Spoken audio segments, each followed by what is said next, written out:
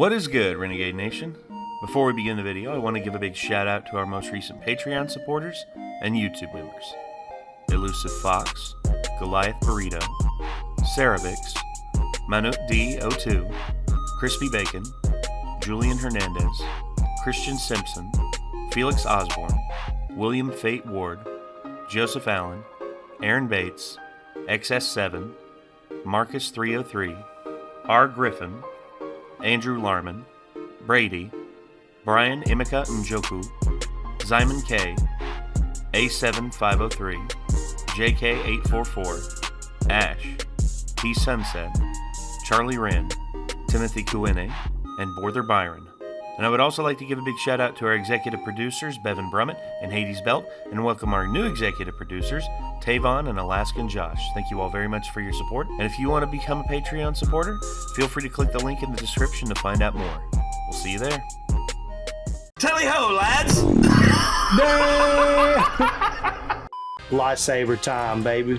Use the Force, young Padawan. Oh my god! Here we go, by God. Yep, we got ourselves a... Dead quick.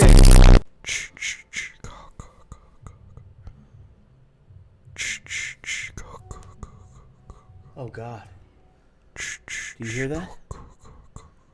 It's the sound of a franchise that I wish was still around, but it's just how life goes. Life's filled with little disappointments like that, and the fact that the Friday the 13th franchise has been laying dormant now for, what, 13 years since Friday the 13th remake? Mm-hmm. I know there's other people out there who say, Never Hike Alone. That's sort of like a spiritual successor. But yeah, I know that. But at the same time, I really wish that... Oh, God, it just went out of focus again. Sorry. Hold on, everyone. See... Every time we start up this camera, it decides to be like, I'm not gonna make your day easy. No, I'm gonna make your day difficult. Also, I'm wearing a bleached shirt, as you can see by like all the bleach. This was I don't know what happened, but my shirt's sort of all mucked up. But I got a Junji Ito shirt. Oh yeah, you got Junji Ito. But. We're here with another kill count, recount. This one is Friday the 13th, Part 3. I'm going to be honest, this one was one of my favorites growing up. I would say Part 6 was always up there as one of my favorites. This one was one of my favorites. This is where he finally grabs the hockey mask, isn't it? Yep, this is the hockey mask, and also, for the most part, a lot of his kills in this are with his, machete. Or with a machete, so yeah. It's like the real Friday the 13th starts here. That's what a lot of people consider this. A lot of people consider this like the first true Friday the 13th. In terms of Jason, becoming the more prolific killer than his mother, which... It was just he got a obvious pop cultural persona and image from this point in the series moving forward. And in some cases, even not until he actually comes back as zombified after. That's the other thing. You see, Jason here he was just a brute. Or whatever. Here he was always a brute. Just one of those monsters, monstrously strong humans. But at 6 is where he gets resurrected and sort of just becomes zombie Jason, which I like that. But it's cheesy as all hell when it happens. The more those go along after Part 6, the cheesier it gets. 7 it's really and 8, campy, but that image of him is just the pop culture image that pops up a lot. Well, yeah. And also, Part 6 is the first one with Kane Hodder, who is arguably the most prolific Jason. He's also the one who's probably suffered the most because, dear Lord, the stuff that poor man's body has been through as Jason Voorhees.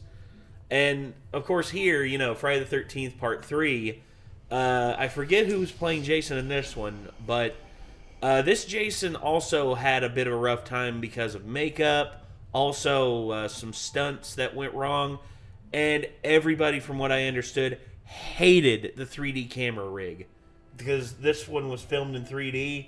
You want to think about 3D as a gimmick nowadays, back then, oh dear Lord, 3D was a mega gimmick back in the 80s. And this film suffers for it. Because I've read about the production of this, and there were so many people who were just ready to like smash that 3D camera to bits because of just how annoying it was to work with. I'm sure James will have some facts to say about that kind of stuff. I guarantee it. I guarantee he's going to have some shit to say. But the only way we're going to find that out is until we start watching. So, shall we? Yep. All right. Let's go ahead and get this up on screen. And here we go.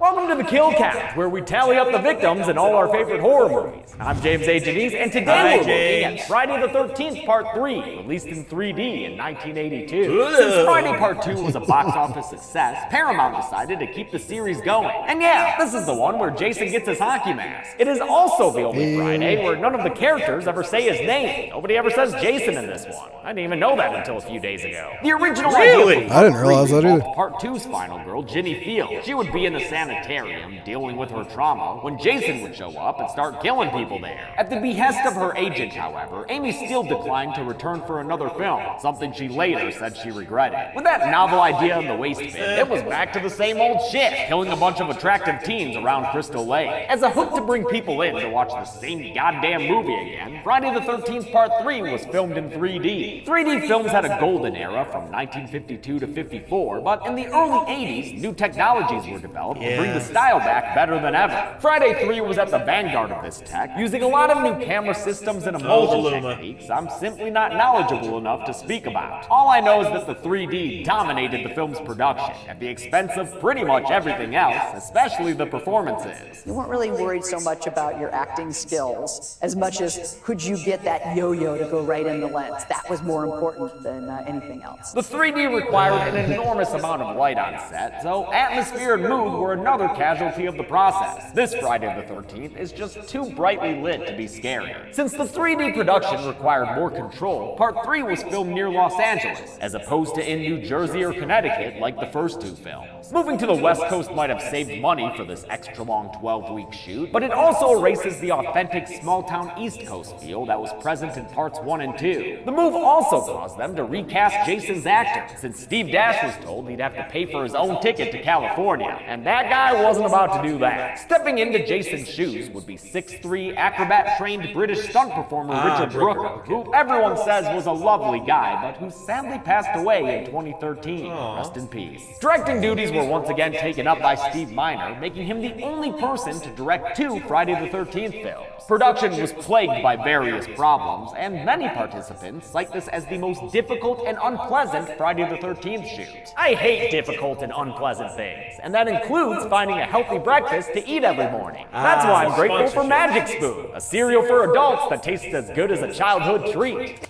So every time he does a sponsorship in one of these videos, it's usually because he knew it was going to get demonetized. He knew it was just going to get demonetized. And you know what? Thank you, James. Thank you for, I know that everyone hates advertisements. And yeah, they can be a bit grating every now and again. But when it allows James to spread his wings and literally make the video that he wants to make, I got no problem with it. I really have no problem with it. Anyway. Actually, I've never heard of Magic Spoon. It's basically the same concept as Mr. Beast's chocolate bars, where these have only like 3 to 4 ingredients. Same thing with these. It's basically the same thing. It's grain-free. It's a lot healthier. Grain-free, I wonder what the heck it's made out of. Let's hear it. Hopefully, it's like soy that's been redone, treated like cereal. Y'all should know by now that I'm really into exercising, but eating healthy has always been more of a pain in the ass for me. Between the time it takes to prep meals and how bland some healthy options taste, it can be tough to find foods that work well with my workout routine. Magic Spoon is the... Fuckles. I guess I need to go feed my cat real quick before we continue. So. I'll edit this part out. For everyone who is wondering, that is the telltale sign that a kitty is about to get his food. And it's a certain kitty that, dear Lord, is quite the food hooch. Sorry, everybody. Nick had to proceed to feed his kitty cat. Yeah, Vega, supper time. Vega is a very, very needy kitty. He would be sad if he had to wait until the end of this video to get his food. Yeah, because it's a pretty long video, but we'll get through it. But anyway, sorry to interrupt that. Back to it. The answer to my prayers, since it's got 0 grams of sugar, 14 grams of protein, and only 4 net grams of carbs in each serving, totaling a mere 140 calories. Hell yes! And seriously, it tastes good. I love all 4 of their best-selling flavors that are available to get in a variety pack: cocoa, fruity, frosted, and peanut butter. Magic Spoon is keto-friendly, gluten-free, and soy-free, yet somehow tastes just as good as the cereals from your childhood. See for yourself by going to magicspoon.com/deadmeatjames and use promo code deadmeatjames for $5 off your order. If you don't like it, they'll refund your money, no questions asked. So go to magicspoon.com/deadmeatjames and use promo code deadmeatjames for $5 off this delicious cereal. Even though this movie's pretty much the same as the first 2, maybe having an extra dimension will net us a few more kills. Let's find out and get to them. If that promo's still going by any chance, I might actually order some of that. Same. I'm very interested to try it. Especially the, I'll try the You said it was soy-free, too, so... Very nice. So, yeah. I guess, I'll try out the frosted and the Fruit Loop ones. I want the cocoa. The cocoa? All right. Tell you what, we'll order 3 boxes of that stuff. All right. We'll do that. Maybe we can do a review video. Yeah. I mean, much like how we did a little bit of a review of Mr. Beast's chocolate, which, pretty good. Not going to lie, pretty good. I mean, yeah, I ate one of them, and I have another one right here. I'm going to probably... I ate 2 of them already, so they're pretty good. Yeah. Anyway, sorry. Back to this.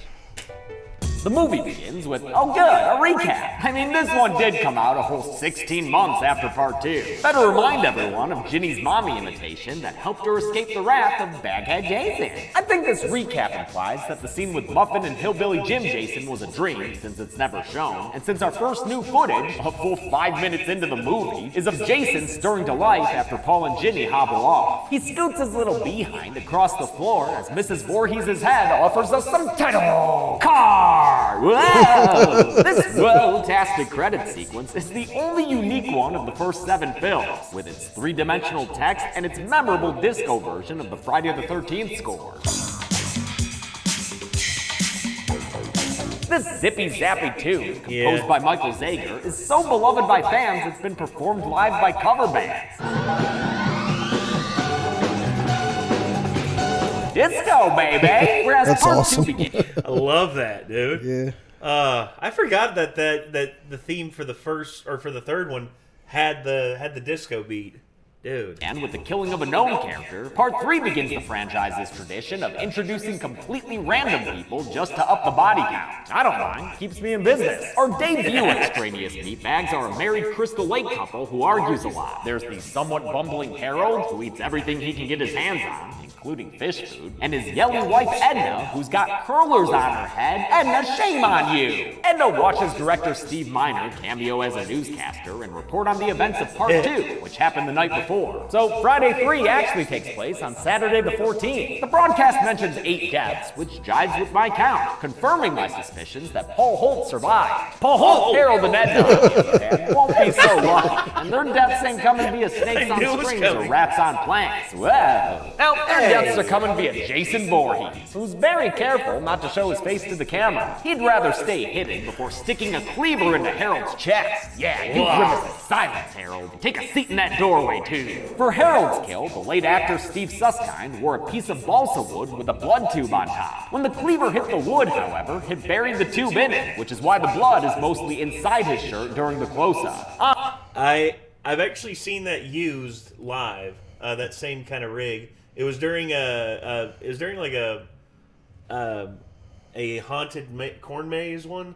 It was this guy who crawled out of this grave, and another guy came walking up out of this friggin' shed, and he had a hatchet, and he walked up and he buries the hatchet in this guy's back, and he spurts out blood, and as he falls down to the ground, blood starts pooling up out of his back, and everyone was just like, Damn. whoa. Of course, you could hear the wood. You could hear the wood like a wood chop. Yeah. You could hear that.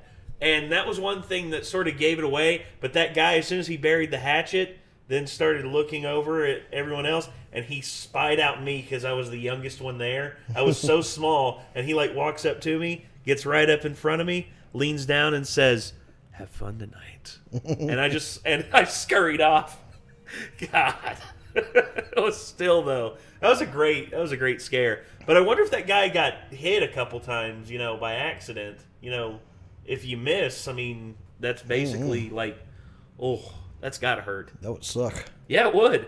I would hope he'd be like wearing like a leather backer, like a leather like full back thing underneath, and if it did miss, it would like graze off or something like that. But anyway, sorry. Honestly, though, that was the least of concerns during production. This scene was the first thing shot for the film, but issues with the 3D tech required a full reshoot. We didn't have time for tests. The camera system was new. We were evolving it as we went. As would be the case with the rest of the movie, the cast had to do dozens of takes to get the 3D objects pointed correctly into the camera. You can see Steve Susskind cheat out of frustration when he looks back at the camera to make sure that pole is where it should be. Additionally, Friday 3 also used the new Luma crane, which allowed for long, stable moving shots like the one that opened this scene. I actually prefer the Steadicam style of Part 2, and the crew members on Friday 3 weren't fans of the Luma either, especially after it fell over once and ruined an entire shoot day. The opening scene ends with Edna's death, who dies when Jason punches through the window to grab her by the face. He sticks a knitting needle through the back of her head, and it comes out through her mouth in the front. Little whoa. Big whoa, baseball bat, as we cut to another scene to meet the group of teenagers we'll follow during this film. Even though they're not camp counselors, they're just a group of friends, they're still pretty much the same as the young victims of the first two films. Sex, sex, sex. You guys are getting boring, you know that? With lines like that, Friday 3 adds more humor and a bit of self-awareness that winks to the audience. I'm not an asshole. I'm an actor. Same thing. These kids aren't fully aware they're in a horror film, though, because even after passing the bloody aftermath of Harold and Edna's kills, they still don't listen to the harbinger of doom they find sleeping in the road. Abel, this replacement Crazy Ralph, is played by David Wiley, who, 8 years later, would play a judge getting down and dirty with upper-class society. If only this fake eyeball looked half as good as the shunting. What is that, a wad of wet paper towel? I don't even want to wow. Like I said, these kids aren't counselors at any kind of summer camp. They're going to a family retreat on Crystal Lake called Higgins Haven. We never get to see too much of the lake, though, since it wasn't real. It was a man-made lake created by production. Friday 3 was filmed at the Values-At Movie Ranch in Saugus, a neighborhood of Santa Clarita, California. Unlike the pre-existing cabins in parts 1 and 2, the Higgins Haven Lodge and barn were built from the ground up. Production designer Rob Wilson King headed the construction of the 3-story lodge, a bitchin' building with a spiral staircase that sadly burned down in 2006 because of a careless fan. Only the fireplace and the barn were left standing. That's really annoying. That is annoying. And you know what? I would want to start a fund to rebuild that, especially considering how historic it is. It's arguably the most famous house in all of Friday the 13th. Damn, dude. Behind. A shame, since the Higgins Haven cabin is one of the best parts of this installment. Yeah. The Higgins of this haven is final girl Chris Higgins, who's here to deal with some Crystal Lake trauma she experienced a couple of years ago. It's just being here again. I know it's only been 2 years, but I feel like I've been away forever. Her love interest is an old family friend, this hunk of handsome named Rick. Man, what a rugged, hay-baling mass of muscle he is. Keep an eye out for his death later. The horny couple of the crew is Andy and Debbie. I saw and that, Debbie James. needs you to Damn know it, that James. she's pregnant. Too smart for your own good. pregnant. Debbie's played by... Hey, you're pregnant, remember? Yeah, we know, Debbie. Debbie's played by Tracy Savage, who was then 19, but who had been acting since she was a child. Friday 3 was the first time Savage was on a set without her parents, and the last role she took before retiring from acting. After this, she'd earn a degree in journalism at the greatest college in the US of A, Michigan. the University of Michigan. Knew it. Woo! Savage would later play a part in the O.J. Simpson trial, where she withstood a threat of jail time from Judge Lance Ito to conceal her confidential sources. Hell yeah! Even with her career in journalism, Savage is still probably best known for this role. Every newsroom I've ever worked in I've always gotten fan mail from Friday the 13th fans. She seems to be okay with it, though, and even jokes about the nudity she did on screen. In the beginning, I might have been a little uncomfortable with it, but all these years later, I think, wow, I had a pretty nice body.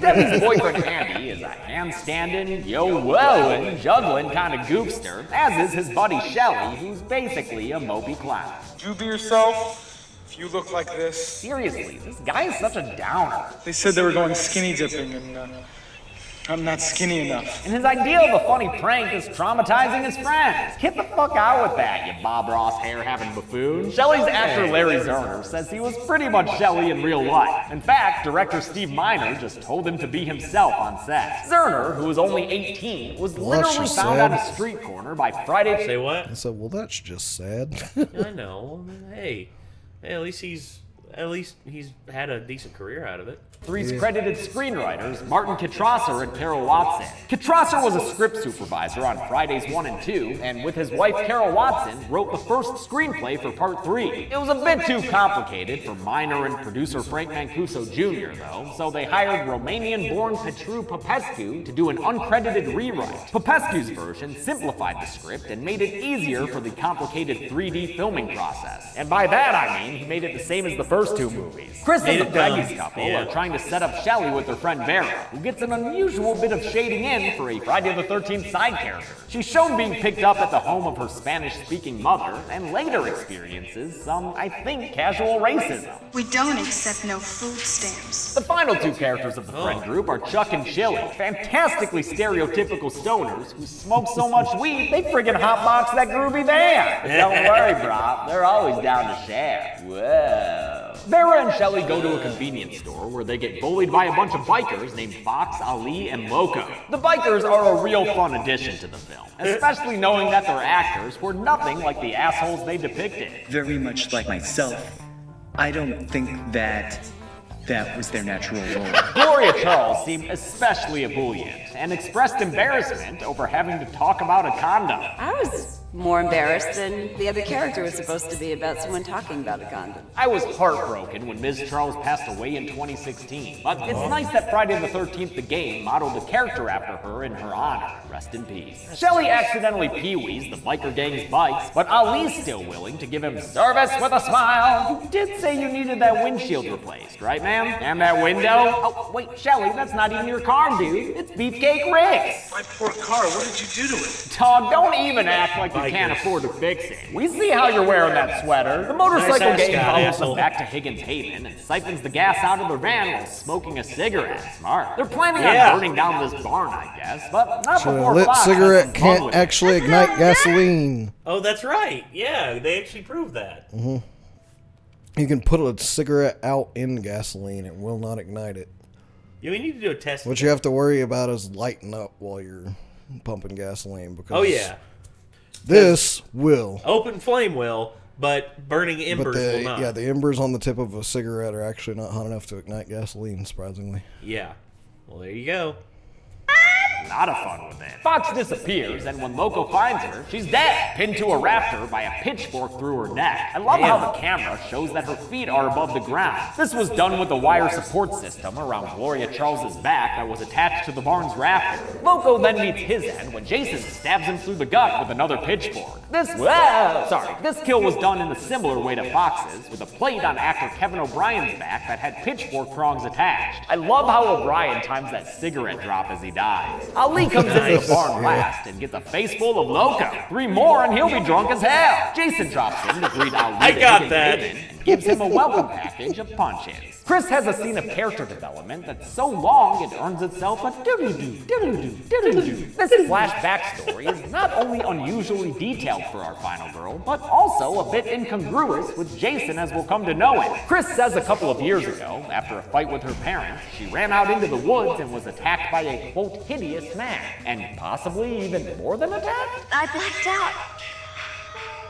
I don't know what happened after that. I just don't know. Like I said, most people think of Jason as a silent, childlike, sometimes funny, simple murder machine. It's weird to ascribe a sexual component to the character, although again, it's left pretty ambiguous here. The filmmakers didn't want an explicit rape story to take audiences out of the fun, and Chris's actor Dana Kimmel wouldn't have gone along with it if they tried. Kimmel was a, quote, straight arrow Mormon who got a line of dialogue removed because it implied that Chris and Rick had sex. Back at the cabin, the stoners catch up on Z's while Debbie and Andy go off to create some breaking news, by which I mean sex. Shelley stays behind to juggle and veer at Vera's A, then shoots his shot with her only to get shot down. Sorry, bud, she's just not that into you. Bitch. Okay, dude, didn't know Shelley was the OG nice guy. Later, when Vera's down by the yacht, Shelley... Huh? So, yep. Dear God, man. He introduces the object that would make Jason Voorhees a legend. That'll teach you a valuable lesson. A beautiful girl like you should never go out in the dark alone. Man, and this fucking guy is responsible for that hockey mask? What a dumb origin for something so cool. Behind the scenes, the hockey mask's origin is a pretty muddled issue. Many people take credit for the idea, not surprising since it became so iconic. I think it was Frank about the mask. I'm sure it was Steven. And I must admit, in modesty, that I put the hockey mask on Jason. Best I can tell. Right. Everyone wants the credit for it. You know who did it? It was me. You know, I teleported back in time, and I told Frank Mancuso, yeah, Frank, you really should put the hockey mask on Jason. It'll really tie in the Canadians to come watch the movies more. Tell from my research, it went down like this. Everyone wanted a new mask for Jason, so they tested out a bunch of different looks. A few guys on the crew were hockey fans, including 3D supervisor Martin J. Sadoff. After someone's suggestion, possibly minor, possibly Mancuso, makeup artist Marty Becker altered and made a mold from one of Sadoff's hockey masks, a 1950s Detroit Red Wings goalie mask. Nice. I love that the Wings play into this story. D-Town! Then production designer Rob King made various versions out of clear plastic. It was painted from behind, so the paint wouldn't flake or peel off while shooting. Basically, a bunch of people contributed to the mask, and no one person should be able to take credit, as much as they may want to now. Nobody knew it was going to become an icon. Shelley takes that hockey mask with him into the barn, but the next time we see it, it's not Shelley who's wearing it. Jason Voorhees, as we know and love him, has finally arrived, and he immediately earns a kill with a 3D harpoon into Vera's eye. It's a memorable kill with decent prosthetic work, though they did have to cut away as soon as actor Catherine Parks hit the water, because the makeup dissolved quickly after it got wet. Of course, the true highlight of this kill is Jason's lackadaisical walk. Have you ever seen a serial killer look more indifferent than this? Dude just looks worn down by life. Debbie and Andy figure out the practicalities of He's like, my mom's dead. I had a friggin' huge wound on my shoulder from the last time I did this shit. I drowned when I was a kid. Life fucking sucks, bro. Sex, then provide the old slasher staples of nudity and handstands. Good God, these handstands are gratuitous. In fact, Andy handstands his ass right into getting killed after Jason drops his act as a lamp and brings his machete down to cut Andy in half. The results of this gnarly kill are shown in detail later on when Debbie sees Andy's bifurcated body in the rafters. Friday 3's makeup effects were done by Doug White, who had just worked on another 3D horror film called Parasite. For Andy's kill, White made a body cast of actor Jeffrey Rogers, and the kill was filmed from below with the camera placed beneath a plexiglass floor. Andy's blood ruins Debbie's independent reading time with a Fangoria that features articles on Tom Savini and Godzilla, who at that time was only 25 years old. Godzilla is now about 67 years old. Debbie is killed when Jason grabs her from below and sticks a knife through her neck, a deliberate nod towards the just referenced Savini and his infamous Kevin Bacon kill from the original. Similar to that kill and Jeff and Sandra's from Part 2, Tracy Savage had to kneel beneath the hammock and a fake body. Because the set was so hot with extra lights required for the 3D filming, the latex net they used began to melt, which is why it makes a sort of tent as the knife comes through it from below. The stoners are all that's left of the Expendables, so let's grab some popcorn for a couple more deaths. Whoa! Chuck doesn't get killed when he's taking a dookie and smoking a doobie. Heavy shit. But he does die later when he goes to fix the generator, a classic objective in horror video games. stage. Yep, Before his take out the death, though, generators. Chili answers the door to find Shelly with his throat slit. She thinks it's another joke, but it's not. I never understood this kill. Did Jason slit Shelly's throat all the way back when he took the hockey mask? That was so long ago. How did this asshole survive from then until now? Chuck turns on the lights in the shed before he's attacked by Jason, who kills him by throwing him into the electrical stuff. We'll see that move a lot throughout the series. With the lights flickering and the realization that Shelly ain't gonna say psych, Chili flips the fuck out and gives us some grade A B-movie acting. Yeah.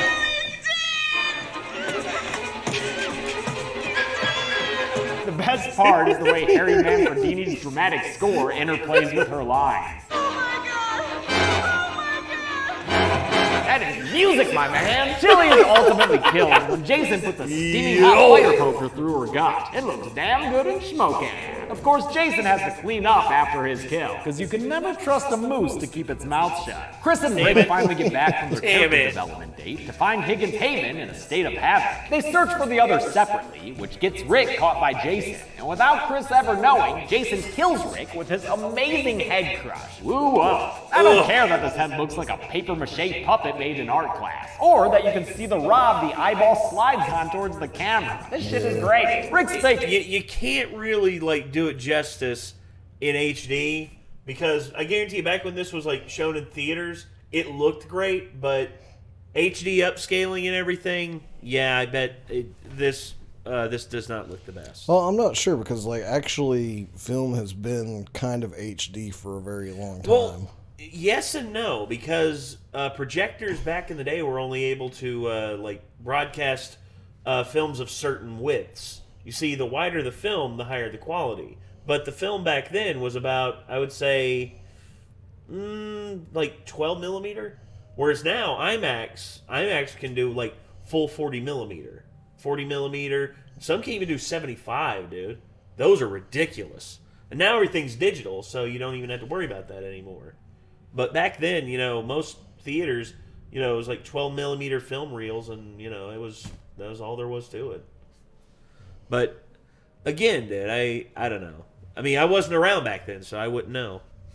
Or that you can see the rod the eyeball slides on towards the camera. This shit is great. Rick's fake head was built to be collapsible so they could get multiple takes. As I mentioned, multiple takes were necessary since the 3D objects had to go towards the camera lens just right. Richard Brooker had to shoot the fire poker stab over 30 times. And Larry Zerner says it was so hard to toss his wallet into the camera correctly that the crew ended up getting pissed at him. It was tough to set up and tough to do. Perhaps unsurprisingly to anyone who watched the Part 2 recount, it sounds like Part 3 had an unruly set working under director Steve Miner. There was hostility between some members of the cast and the so-called outlaw crew, a bunch of non-union workers who carried firearms and shot at rattlesnakes in between drinking margaritas and snorting cocaine. It fell to assistant director / associate producer / production manager Peter Schindler to corral the crew and manage the complicated technical aspects of the shoot, while Miner was more of a creative head who stuck to working with the actors. For what it's worth, his cast seemed to like him, saying he was friendly and chill. Never difficult, never hard on us. Just a nice guy. With all the other characters finally dead, it's about time for a final girls circuit, don't you think? We just need a proper starting gun. Wet floor? No, that's just a nuisance. Bloody clothes? Well, we're getting closer. If only we had... Perfect! The body of a dude Chris has never met before. And we're off! Jason spices things up by chucking Rick's body through the window. Which, gotta say, we already saw in the original when Tom Savini went through glass and turned into Brenda. When Jason appears at the window, it really sets things off. And though Chris doesn't use a chainsaw like Ginny did, she does dump a bunch of books on the J-Man. Get schooled, motherfucker! Later, after finding Debbie's body, Chris gets more dangerous, taking the knife she finds in her friend and using it to stab Jason in his hand. Fucking ouch. I could just hear a funny pun Get here. schooled, motherfucker! Later, after finding... Breaking news! I am dead. Finding Debbie's body, Chris gets more dangerous, taking the knife she finds in her friend and using it to stab Jason in his hand. Fucking ouch. She successfully swipes until she successfully knifes his knee, putting an end to his adventuring days. Then she keeps it coming, Son of a along to Jason's dome, spilling his big ass through the porch banister and allowing her to escape to the van. The wagon stalls out on a baby bridge, and Jason almost gets Chris again, but she traps him in the window until he makes good use of that face mask. Eventually, she winds up in the barn, which Jason tears all the fuck apart trying to find her. Damn, Jason, you mad, bro? Well, just look up, man. You might get a face full of whoa. Chris takes a shovel and knocks Jason silly with it, and frickin' hangs him from his neck out the barn window. Damn, that's cold-blooded, girl. We get a great moment when Chris opens the doors to reveal that Jason's hanging there, and when he shows he's still alive and has plenty of upper body strength. Jason removes his mask to get the rope from around his neck, showing Chris that he's the same man who attacked her in the woods 2 years ago. Before he can move in to finish the job, the still-alive Ali wakes up from his hours-long hay nap. He quickly gets his hand cut off and beaten senseless.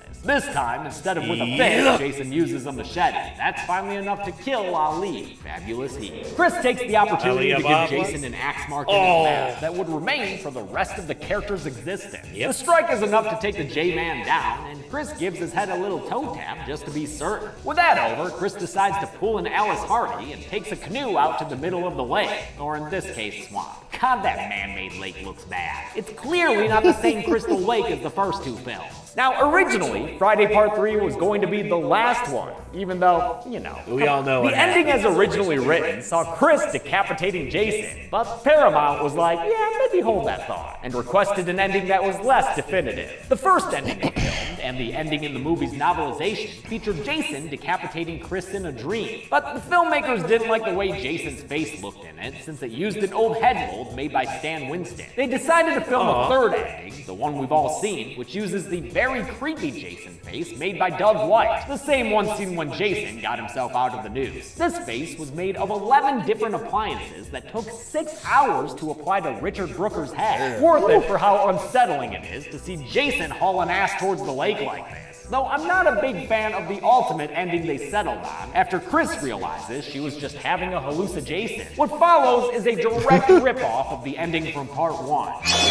Only with a swampy Mrs. Voorhees instead of little boy Jason. Mrs. Voorhees here was played by the film's second AD, Marilyn Poucher, who had to endure the man-made lake Stillwater full of mosquito larvae and tadpoles. Gross. Glad she got to keep the mask as a piece of film history, but to me, this recycled chair jumper just cements this installment's unoriginality. Once again, the imaginary scare is capped off with a scene of authority figures saying it wasn't real. A very unstable-seeming sole survivor Chris Higgins is taken away in the back of a police car. The movie ends showing us the big man downed in the barn, the axe still in his head, and life still in the series. How many bodies jumped out of the screen and onto the kill count? Let's find out and get to the numbers. Whoa, it's a yo-yo. Whoa, let's go, Chelsea. Whoa, yeah. Okay. 12 people died in Friday the 13th Part 3, 1 kill short of the magic number. The victims included 5 women and 7 men, 5 or 6 of them having some kind of 3D element involved. With a runtime of 95 minutes, that left us with a kill on average every 7.92 minutes. I'll give the golden chainsaw for coolest kill to Andy. Not only is it good and gory, the way it's shot from beneath is awesome. His corpse dripping down blood is a memorable sight too. Dull machete for lamest kill will go to Shelley, because it doesn't make sense. How long was that motherfucker walking around with a slit-ass throat? And that's it. Friday the 13th Part 3 came out in 1982 and was the most successful Friday sequel until 2003's Freddy vs. Jason. In fact, Part 3 did so well it made its money back opening day before West Coast screenings even started. Theaters literally ran out of 3D glasses by Sunday night opening weekend. Despite this, the franchise would half-heartedly try to end things in the next film, designating it the final chapter. But of course, we all know how that went. I'll look at that false ending next week, but until then, I'm James A. Janice. This has been the Kill Count. On the next Kill Count. Remember the 70s? Kinda shagadelic. When summer camps were cool? When the slasher subgenre was just a whittle baby? Well, judging by Dead Meat's demographics, you probably don't remember the 70s. Okie dokie. But let's take a trip to them anyway, with Fear Street Part 2, 1978. Camp Nightwing is where all the shady... Okay. Yeah, so... Fear Street is something that I've really wanted to dedicate an evening watching all 3 of them. I mean, just as a thought, I don't know. But damn, dude. Friday the 13th, Part 3. There you go. So, damn. Still a lot of fun. Oh, wow. Look at this. Look what the third recommended video is. Damn. Back when you watched the original Friday the 13th. Yeah, back when we watched the original kill count. And look at this. Hey. So we watched the kill count for the first one. Hell yeah. The kill count recount for the first one. But yeah. Oh, God. Look at Quinn's hair. The pink hair. Yeah. Dude, that was like early in the mansion too, because look at the walls. The walls are nothing barren. Dude. Anyway, so that was yeah. either slightly before or just after I arrived, I believe. Let's take a look and see. 2018. So right before you did, because it was what, October 2018 or something like that, I think. Yeah, I forget when you started appearing. I think it was before October, because I think I started doing Halloween stuff with you all when it hit October. Oh, that's right. Yeah. Because it was like I came to stream Far Cry, I think, at the end of the summer. And then I was just like, oh yeah, by the way, I fucking love Halloween. Like October stuff. As evidence from you. Because I was immediately like, we should do like October stuff on the channel for sure. Let's Everybody see. was like, oh yeah, we do. Hold on. Let's look at the Far Cry streams, because Far Cry 5. Yeah, there we go. Oh yeah, that was June, yeah. Oh yeah, there you are. Actually, I first showed up on May 29th. So what was that uploaded? That was literally the day after. Yeah, What? so my first day was the day after you guys recorded that. Dude, that's unbelievable. Yeah. Holy shit. Oh, and look at this. 5 hours, 7 hours, 5 hours. It still took me until August to finish it. Still though, I mean, you did good. You did good finishing One it. 10-second one. At some point Well, that was an accidental stream. with 666 views. Oh god. Oh god. That's horrifying. Oh boy. But yeah, that's interesting. I can't believe that's a bit serendipitous right there, because our original reaction to the first time James did this kill count was the day before your first stream on the channel. That's just wow. It's wow. Like, it is, but it isn't. What? It's just serendipitous that we just noticed it now, and damn. Anyway, we noticed it after reacting to this one. So. Huh? We noticed it after reacting to the recount. Yeah. So, anyway, thank you all very much for tuning in. That was the kill count recount for Friday the 13th, Part 3 by Dead Meat. And if you want to see more from Dead Meat, hey, click their name in the title of the video. I'm sure they'd greatly appreciate it. And I know that James and who's this new guy that he's working with? They're sort of working around the clock right now to keep the thing filled. But honestly, check them out anyway, and check out a lot of their older videos, because I don't think that there is a single horror movie that they won't touch. That is not true. There are a few for that's right morality reasons. That's right. Oh, yeah. I don't really blame them. I don't either. It's really sad, because Jeepers Creepers was one of my favorite horror movies, and then I found out about the director, and now I'm like, I just Salva is. I can't even fucking like it anymore. Here's the thing: I separate the art from the artist. I try to, but in that case, it's just like my friend pointed out to me. It's like you can kind of see rewatching it with the knowledge that he's fucked up like that, where that comes into play in the film, and I'm just like, oh man, god damn it. Well, so it's hard to separate it on that one. Fair enough. It's I still think The Creeper is an amazingly well designed horror movie. Well, you can thank Jonathan Breck for that one, because it was him and his people who came up with the creature design. Yeah, but it just I wish they could take that whole idea away from him and remake it with a crew of people who isn't fucking kitty diddlers.